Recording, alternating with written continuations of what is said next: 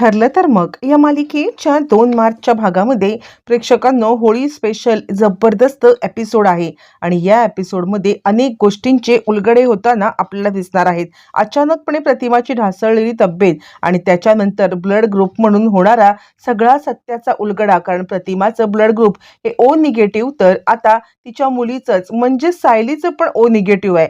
पण सगळ्यांना असं वाटतंय की प्रियाचं ओ निगेटिव्ह असणं गरजेचं आहे आणि याच्यातूनच आता इकडे खूप मोठी संशयाची पोकळी सगळ्यांच्याच मनात निर्माण झाली आणि त्यानंतर अनेक गोष्टींचे आता इकडे उलगडे होण्याची सुरुवात झाली.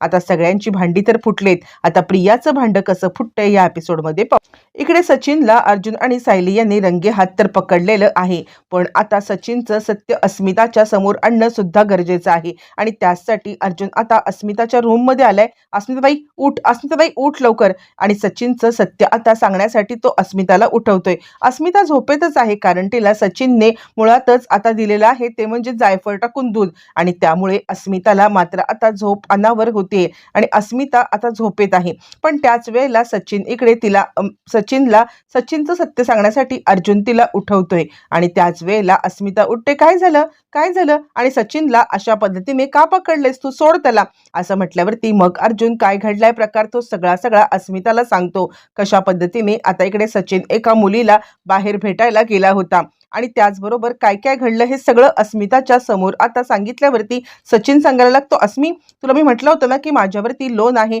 आणि ते लोन घेणारी माणसं आता मला ब्लॅकमेल करतायत आणि तीच माणसं आता इकडे आली होती. अस्मी तुला मी खरंच सांगतोय. यावरती अर्जुन म्हणतो खोटं बोलतोय हा, ती एक मुलगी होती. यावरती आता लगेचच सचिन सांगायला लागतो, नाही अस्मी, अगं मी ह्यांना समजावून सांगण्याचा प्रयत्न करतोय पण एकदा कानफाटा नाव पडलं ना की कोणीही विश्वास ठेवायला तयार नसतं. मी तुला खरं सांगतोय, खरं सांगतोय, हे सगळं असंच झालं होतं. असं म्हटल्यावरती अस्मिता आता इकडे चिडते आणि अस्मिता सांगायला लागते, का सचिनवरती हे सगळे असे आरोप करताय? मला माहिती आहे की तो चुकलाय, पण आता तो सुधारण्याचा प्रयत्न करत असेल तर त्याला एक संधी मिळायला नको का? असं करू नका. मला माहिती आहे की तो आता खूप मोठ्या संकटातून चाललाय, त्याच्यावरती लोन आहे आणि तीच माणसं येत आहेत, तुम्ही त्याच्यावरती असे आरोप करू नका.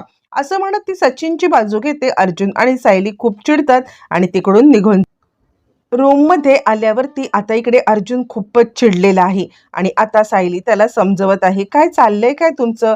यावरती तो म्हणतो, बघितलंस ना, अस्मिताताईला अजिबात सत्य जाणून घ्यायचं नाहीये, म्हणजे आता तो खोटं बोलतोय तरी पण तिला आता काहीच ऐकायचं नाहीये. यावरती सायली म्हणते, हे बघा, तुम्ही त्रास करून घेऊ नका.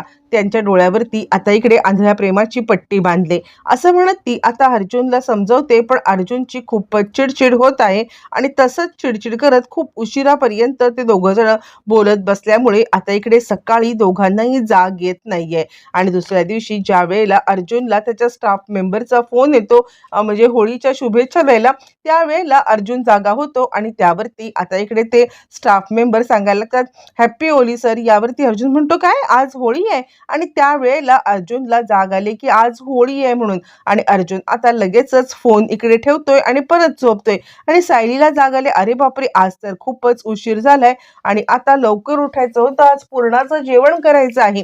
ताबडतोब सायली उठते, पटकन आंघोळ करते आणि खाली यायला निघते. तोपर्यंत चैतन्य ऑलरेडी खाली आलेला आहे आणि चैतन्य इकडे सगळ्यांच्या सोबत गप्पा टप्पा मारत आहे आणि त्याच वेळेला आता मात्र प्रताप म्हणतोय, बरं झालं चैतन्य आलाच ते, आज छानपैकी होळी सेलिब्रेशन इथेच कर. चैतन्य म्हणतो, त्याचसाठी जर आलेलो आहे ना मी, पूर्णाचं जेवण जेवण्यासाठी. त्याच वेळेला इकडे ज्या वेळेला आता किचनमध्ये कल्पना आणि सुमन येतात तर कल्पना सांगायला लागते, अरे बापरे, सायली सकाळी खूप लवकर उठली होती वाटते आणि उठून तिने पुरण करून ठेवलंय, कारण पूर्णाची सगळी तयारी झाली, स्वयंपाकाची सगळी तयारी झाली. तितक्यात आता प्रताप इकडे प्रतिमा आणि आता रविराज पण खाली आलेत. प्रतिमाची तब्येत थोडी डाऊन वाटतेय. ती आता लगेच खाली बसते, पाणी पितीये, तिला गरगरल्यासारखं होतंय आणि ती विचार करते, का असं होतंय? म्हणजे खरं सांगायचं तर बऱ्याच दिवसापासून हा मला त्रास होतोय, असं लो झाल्यासारखं होतंय आणि ती कुणाला काही बोलत नाहीये, इतरांना टेन्शन नको म्हणून, आणि तशीच त्या खुर्चीमध्ये ती बसून गेलेली आहे. तोपर्यंत मग आता इकडे पूर्णाजी खाली आले आणि त्याच वेळेला सायली अर्जुनच्या सोबत खाली येते आणि सायली सांगते, सॉरी मला आज उठायला खूपच उशीर झालेला आहे. त्यावरती पूर्णाई म्हणते, म्हणजे म्हणजे तू आत्ता खाली आलीस? यावरती सायली म्हणते, हो पूर्णाई, सॉरी. पूर्णाई म्हणते, अगं तसं नाही, मग इकडे पुरण कुणी करून ठेवलंय? त्यावरती कल्पना म्हणते, "अगं हो, आम्हाला वाटलं की पुरण आणि स्वयंपाकाची सगळी तयारी तू करून ठेवलेली आहेस म्हणून." यावरती मग आता सायली सांगायला लागते, "नाही, विमलताईंनी करून ठेवली असेल." तितक्यात विमल तिकडे येते आणि विमल सांगायला लागते, "सायलीताई, काल आपलं बोलणं झालं होतं ना, मी मागच्या दोन्ही खोल्या झाडून ठेवल्यात." यावरती अर्जुन म्हणतो, "म्हणजे विमल, तू पण पुरणाची तयारी नाही केलीस?" यावरती विमल म्हणते, "नाही, मी आत्ता पुरणाची तयारी करायची म्हणून पटकन लगबगीने इकडे आलेली आहे." असं म्हटल्यावरती मग आता इकडे कुणी तयारी केली? तितक्यात प्रिया आले आणि मी सगळं केलेलं आहे असं म्हटल्यावरती सगळ्यांनाच आश्चर्याचा धक्का बसलाय. प्रिया, मी सकाळी उठले, त्या पुरण केलंय, स्वयंपाकाची तयारी केली, तुळशीची पूजा केली, रांगोळी काढले आणि मग कल्पना म्हणायला लागते, "आज सूर्य कुठे उगवलाय? पश्चिमेला?" त्यावरती लगेचच अश्विनमध्ये तोंड घालतो आणि अश्विन सांगायला लागतो, की "मम्मा, ती नेहमीच करत असते, पण तुम्हाला कुणालाच काही दिसत नाहीये. प्रत्येक वेळेला तिला टोमणेच मारत बसता." यावरती प्रिया म्हणते, "जाऊ दे ना अश्विन, आज सायलीला उठायला उशीर झाला. काय झालं? नेहमीच तर ती करते की. एक दिवस मी केलं तर काय बिघडलं?" आता इकडे ती सांगायला लागते पुरणाची, "आणि मी आज करू का पुरणाचा स्वयंपाक? पुरण तर केलेलं आहे, मी पुरणपोळी सुद्धा करेन." यावरती पुरणाची सांगायला लागते, "अजिबात नाही, पुरणाचा स्वयंपाक सायलीच करेल." म्हणजे कसं आहे ना, नैवेद्याला दाखवण्याजोगती पुरणपोळी झाली पाहिजे ना. यावरती सायली म्हणते, "पूर्णाई, कसं आहे ना, आपण कुणाला नैवेद्य करण्यापासून अजिबात थांबवू नये, करू दे ना तिला नैवेद्य." पूर्णाई म्हणते, "ठीक आहे, करू दे, पण जे नैवेद्याच्या पोळ्या आहेत ना, ते तूच बनव." सायली सांगते, "ठीक आहे." लगेचच प्रिया किचनमध्ये येते. इकडे अर्जुन सायलीला सांग, "काय चाललंय काय हिचं? म्हणजे आता आपण बघायला गेलं तर ही नागराज पकडला गेल्यापासून जरा आता चांगलंच वागण्याचा प्रयत्न करतेय का? मला स्वतःलाच काही कळायला मार्ग नाहीये की आता ही अशी काय वागते." यावरती सायली म्हणते, "हो, खरंच आहे. नागराज काका गेल्यापासून हिचं जरा आता जास्तच चाललेलं आहे. म्हणजे आता नागराज काका जेलमध्ये गेल्यापासून खूपच चांगली वागते." इकडे तोपर्यंत आता प्रतापला काही बाहेरून गोष्टी आणायच्या असतात, पण त्याआधी तो सांगतो की अस्मिता का नाही खाली आली. त्यावरती कल्पना सांगायला लागते, अस्मिताचं काही कळतच नाहीये, सकाळपासून आलीच नाहीये." असं म्हटल्यावर ती ताबडतोब ते दोघं जण अस्मिताला पाहण्यासाठी आता इकडे निघालेले आहेत की अस्मिता का नाही खाली आली म्हणून. आणि त्याच वेळेला आता मात्र अस्मिता अजूनही झोपेतच आहे आणि दोघं जण वरती जातात आणि अस्मिता अस्मिता असं म्हणत अस्मिताला उठवतायत. अस्मिता सांगते, "काय चाललंय? मला काही कळायलाच मार्ग नाहीये. म्हणजे आता खरं तर मला ग्लानी आलेली आहे. कालपासून मला असं होतंय, म्हणजे माझी झोप तर पूर्ण झाली, पण तरी सुद्धा मला काही जाग येत नाहीये." त्यावरती मग प्रताप म्हणतो, "तू काही गोळ्या वगैरे घेतल्यास का? कोणत्या प्रकारच्या तुझ्या डॉक्टरांनी गोळ्या बदलल्यात का?" यावरती ती सांगते, "नाही, नाही. माझं रोजचं जे रुटीन आहे ना, तेच रोजचं रुटीन आता मी केलंय. हां, फक्त सचिनने रात्री मला दूध दिलं होतं." त्यानंतर मग कल्पना चिडते आणि "तुला दूध वगैरे देण्याची तिला काही गरज नाहीये. जे काही आहे ना, ते आम्ही बघून घेऊ." असं म्हणत ती त्याच्यावरती ओरडते. इकडे आता सायलीचं जेवण चाललंय. प्रिया म्हणते, "सायली, पोळ्या करायला घ्यायच्या का?" यावरती सायली म्हणते, "नाही, आधी स्वयंपाक करून घेऊ आणि निवांत नंतर पोळ्या करू." प्रिया विचार करते, "माझ्याकडे सध्या वेळ आहे. नागोबाला भेटायला मी जेलमध्ये जाऊ शकते." असं म्हणत प्रिया आता जायला निघणार, पण पूर्णाजी प्रियाकडे लक्ष ठेवू नये. पूर्णाजीची लिस्ट बनवणं चाललंय. प्रताप आणि रविराज हे दोघं जण सामान आणण्यासाठी बाहेर चाललेले आहेत. तेव्हा पूर्णाची लिस्ट बनवून देते, काय काय आणायचं, काय नाही आणायचं. आणि त्याच वेळेला ते दोघं जण बाहेर जायला निघालेले असताना प्रिया विचार करते की ही संधी आहे. जेवण व्हायला अजून खूप सारा वेळ दिसतोय. काय करू, म्हणजे काही झालं तरी सुद्धा मी नागोबाला भेटायला निघतेच. आणि पूर्णाजी विचार करते, ही नाटक करते, हिला बरोबर अशा कामामध्ये अडकवते ना की ती आता बिझीच राहील. तोपर्यंत प्रिया तिकडे बाहेर जायला निघत असताना पूर्णाजी सांगायला लागते, "खरं तर तन्वी, मला तुला एक काम अजून सांगायचं आहे. म्हणजे शेणाच्या गोवऱ्या घालायच्या असतात ना, त्या शेणाच्या गोवऱ्या घालायला पाहिजेत." असं ती म्हणायला लागते. प्रिया थोडीशी ततपप करायला लागते. इकडे आता प्रिया सांगायला लागते, "मी जे काही सामान आणायचं ते बाहेरून मी आणते ना." यावरती रविराज म्हणतात, "नको, आम्ही सामान आणायला चाललोय." पूर्णाजी म्हणते, "तेच सांगते, तुला जर का कामच करायचं आहे ना, तर मात्र एक काम कर, ते म्हणजे तू शेणाच्या गोवऱ्या घाल. त्यासाठी शेण आणि गोमूत्र आणायला लागेल." प्रिया विचार करते, "जाऊ दे, या निमित्ताने का होईना मला आता बाहेर जाता तर येतंय की नाही." असं म्हणत प्रिया सांगते, "ठीक आहे, मी शेण आणते आणि मग गोवऱ्या घालते." तिचा विचार हा आहे की शेण तरी आणण्याच्या निमित्ताने बाहेर पडीन आणि नागोबाला भेटून येईल. असं म्हटल्यावर ती मग आता ती सांगते, "हो." त्यावरती विमल म्हणते, "तन्वीताई, माहिती आहे ना, शेण गोठ्यात मिळतं, ते गाईच्या किंवा याच्या गोठ्यात जायला लागेल." यावरती कल्पना म्हणते हो, नाही तर जाशील किराणा मालाच्या दुकानामध्ये 5 किलो शेंड्या म्हणून सांगायला. आणि सगळे खो खो हसायला लागतात. ती सांगते नाही मी आणते. प्रिया आता निमूटपणे सगळं सहन करते, कारण आता तिला तिला या सगळ्यामध्ये आता नागराजची जी अवस्था झाली ती आपली अवस्था नको आहे असं वाटत असतं. त्यानंतर प्रिया आता त्या निमित्ताने बाहेर पडते. प्रताप आणि रविराज हे दोघं पण बाहेर पडलेत. इकडे अर्जुन आणि चैतन्य या दोघांचं केसच्या संदर्भात स्टडी चाललेला आहे. आणि त्याच वेळेला मग आता इकडे अर्जुन कोणत्या तरी गुन्हेगाराला जास्त वेळ बाहेर न ठेवता लवकरात लवकर आपण लॉकअपमध्ये टाकायचं कसं याचं प्लॅनिंग करत असताना चैतन्य म्हणतो, तुला माहिती आहे ना, एक अजून गुन्हेगार अशी आहे जी आता मोकाट बाहेर फिरते. यावरती अर्जुन म्हणतो, नीट काय बोलायचं ते बोल. यावरती अर्जुनला चैतन्य म्हणतो, अरे साक्षी, साक्षीचं का नाही तू सगळं हे केलंस, सावंतांना का नाही बोललास साक्षीच्या बद्दल. यावरती अर्जुन म्हणतो, हे बघ, आपण एकदा साक्षीला पुन्हा भेटलं पाहिजे, तिला रंगेहात पकडलं पाहिजे, पुरावे गोळा केले पाहिजे. तुला माहिती आहे ना, नागराज काकांचा व्हिडिओ जेव्हा आपण कोर्टात सादर केला, कोर्टाने तो AI ने बनवलाय म्हणून फेटाळून लावला.